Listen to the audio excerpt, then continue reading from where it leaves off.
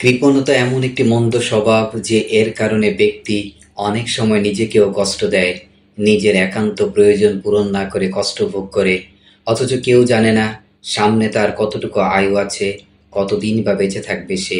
এক হাদিস আল্লাহ রাসূল সাল্লাল্লাহু আলাইহি সাল্লাম বলেন, নিশ্চয়ই আল্লাহ তার প্রতি দয়া করেন যে তার বান্দাদের প্রতি দয়া করে। সহিহ বুখারী হাদিস নাম্বার 1732। আল্লাহ রাসূল সাল্লাল্লাহু আলাইহি সাল্লাম আরো বলেছেন, আল্লাহ তাআলা বান্দার সাহায্যে ততক্ষণ থাকেন যতক্ষণ সে অপর ভাইয়ের সাহায্যে থাকে। সহিহ মুসলিম হাদিস নাম্বার 2314। যারা কৃপণতা করে ও অন্যকে সাহায্য করা থেকে বিরত থাকে, রাসূল পাক সাল্লাল্লাহু আলাইহি সাল্লাম তাদের জন্য অকল্যাণের বার্তা দিয়েছেন।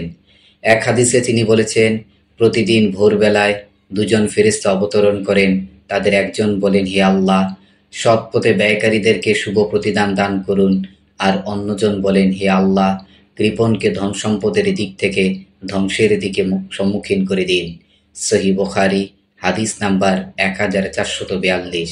অন্য এক হাদিসে এসেছে, রাসূল সাল্লাল্লাহু আলাইহি সাল্লাম বলেন, তোমরা কৃপণতা থেকে বেঁচে থাকো, কেননা তোমাদের পূর্ববর্তীদেরকে এই কৃপণতাই ধ্বংস করেছে। তাদেরকে তাদের কার্পণ্য নির্দেশ দিয়েছে কৃপণতা করার, ফলে তারা কৃপণতা করেছে। অনুরূপভাবে তাদেরকে আত্মীয়তার সম্পর্ক ছিন্ন করার নির্দেশ দিয়েছে, ফলে তারা তা ছিন্ন করেছে। এবং তাদেরকে অশ্লীলতার নির্দেশ দিয়েছে, ফলে তারা অশ্লীল কাজ করেছে। আবু দাউদ হাদিস নাম্বার 1698।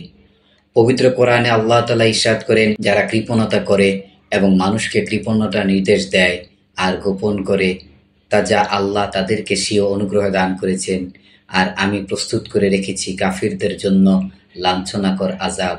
সূরা নিসা